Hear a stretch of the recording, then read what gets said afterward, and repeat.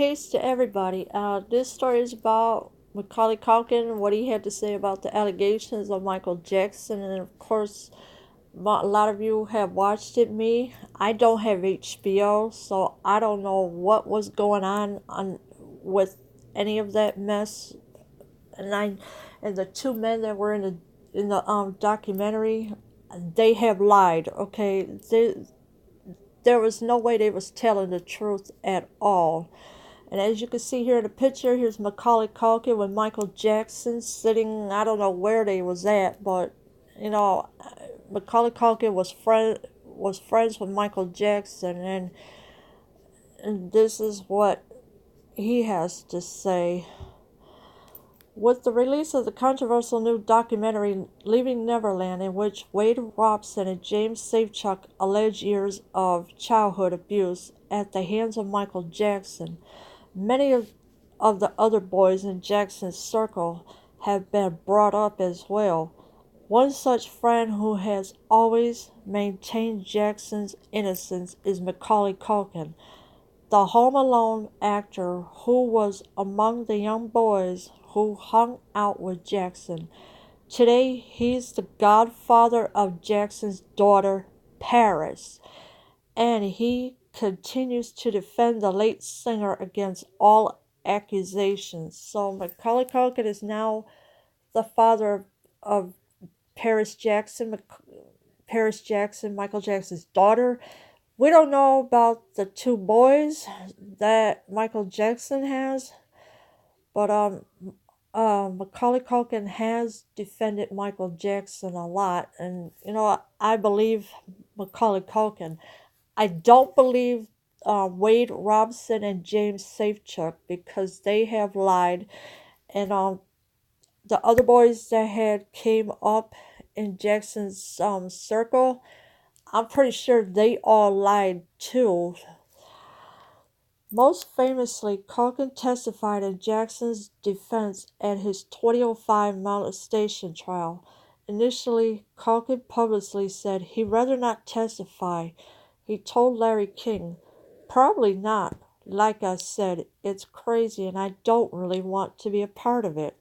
I'm not saying I wouldn't do something like that. It just hasn't been brought up to me, and I don't think he'd want me to either." So Macaulay Culkin didn't want no part of this, as he told Larry King on CNN or wherever. Yeah, and because he doesn't want no part of it. He just wants to stay out of it. That's all he did in 2005. He didn't want no part of it, and I guess some people were trying to get him to testify, but he said no. I don't want no part of it. However, Culkin did testify, and as the news reports in Leaving Neverland also showed, the common thought at the time was that it was his testimony that struck the biggest blow in Jackson's favor. Culkin and Jackson had first met when Culkin was only 9 years old, and he become friends with Jackson after the singer reached out to him during his post Home Alone fame. During the trial, Culkin vi- Alright, look, I know I'm gonna have words I won't be able to pronounce, so please don't judge me. Denied that anything inappropriate had happened between him and Jackson, directly repudiating claims by Neverland staffers that they had seen Jackson behaving inappropriately toward Culkin while at the mansion. So there was nothing going on between Macaulay Culkin and Michael Jackson. It was just innocent, and that was it. Nothing happened. I know people are lying, saying, "Oh well, he didn't." No, that's a bullcrap lie because Michael Jackson never did anything to any of the kids, and why are people still lying on him to this day? I don't know, because there's something the two men want, Wade Robson and Safechuck. They want a certain thing, but they can't have it, so that's why they're mad right now because of what the Jackson family has and they can't have it. Although he defended Jackson, Culkin's testimony did corroborate some of the claims later made by Leaving Neverland's James Safechuck, specifically that Jackson tended to grow apart from the boys in his orbit as they reached their later teens, and that Jackson had an alarm system that let him know if anyone was approaching his room. Ah, okay, if there was an alarm to his room, why hasn't anybody seen? Where's the alleged pictures to that alarm? It's just really ridiculous that these two men are continuing to lie on him, but but we don't know where the alleged pictures are for that alarm system to his Michael Jackson's room. There was like a walkway kind of thing where if somebody was approaching the door, it would kind of like ding dong when anyone would approach the room. Yeah, you hear this kind of soft kind of alarm like ding dong kind of thing. The transcript of Culkin's testimony reads, he also testified that he had indeed slept in Jackson's bed, but that nothing inappropriate had gone on. So yeah, I guess there was some kind of alarm, but we don't know if there was or not because nobody's ever showed the picture of it, and that it did make a ding dong noise. Macaulay Culkin did sleep in Jackson's bed, but nothing inappropriate has gone on. So I guess Michael Jackson had a lot of rooms in his house, so he could have been in one of the other rooms, and while Macaulay Culkin slept in there. And as you can see here, here's Macaulay Culkin, what he looked like. I have to admit, he's a nice man and a nice young man and everything. And and this is the man who defends Michael Jackson a lot. In 2018, Culkin appeared on the WTF with Mark Maron podcast, where the host asked Culkin about his relationship with Jackson. So he went on this, I guess it's a podcast, and he was asked questions about Michael Jackson, what his relationship was. He was my best friend growing up for a good fat stretch of my life, Culkin said. When pressed about Jackson's behavior and penchant for spending time with young boys, Culkin asked Jackson was emotionally young. He enjoyed my youthfulness. He liked being a kid with me. It never struck me as odd. I never felt uncomfortable. That was just the way he was. So Michael Jackson more likely had a mind of a child like still because of everything that went on in the Jackson family. Of course, Michael said that his father had beaten him and everything else. And I mean, what parent would do this to a famous singer? But Macaulay Culkin felt comfortable around Michael Jackson, and this is what he wanted. And and of course, Michael Jackson enjoyed his youthfulness. He liked being a kid, of course, with Macaulay Culkin. Only weeks before Leaving Neverland debuted on HBO, Culkin appeared on the Inside of You podcast, where he again defended Jackson and their relationship.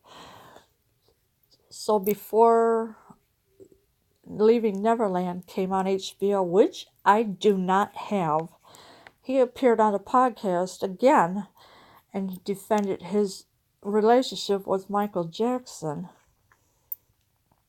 It's almost easy to try say it was weird or whatever, but it wasn't because it made sense, he said.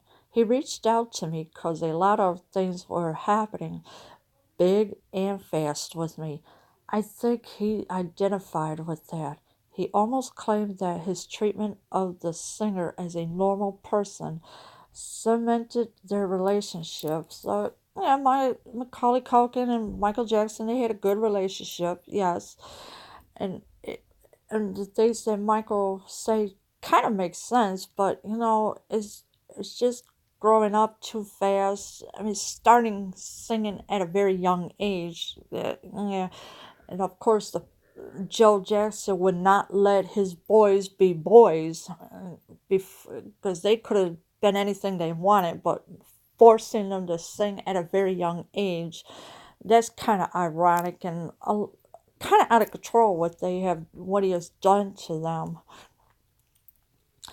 I think that's one of the reasons also why we got along is that everyone always thoroughly impressed by him. So the fact that somebody treated him like a normal person, it was that simple. So Macaulay Culkin treated him like a normal person. They talked and they have a lot of things in common, I guess. I don't know. But it's just the way it was. Culkin rarely speaks directly about the abuse allegations and has always maintained that his relationship and other relationships with Jackson were purely innocent. He has not commented in the wake of Leaving Neverland, and the documentary's director Dan Reed told Vanity Fair that he never approached Culkin while making the documentary. Well, I don't know about that, but does Dan Reed? I don't know. He told Vanity Fair he said that he never approached Culkin about while making the documentary, but there was, I guess, maybe there was other stuff that he must have talked to him about. Macaulay has gone on the record many, many times, including recently, to say that his relationship with Jackson was innocent, he said. So I believe Macaulay Culkin. I really do. As for the two men that told their stories, they lied. I don't believe nothing they said. They're they are a bunch of liars. And of course the other boys that may have came forward, they also lied. So I'm taking Macaulay Culkin's side, and this is the right thing to do. That Macaulay Culkin has defended Michael Jackson over these sexual abuse allegations, and it's just hard to believe that these two men that testified and said, "Oh, well, he Michael Jackson did this to me, this and that." That's a lie.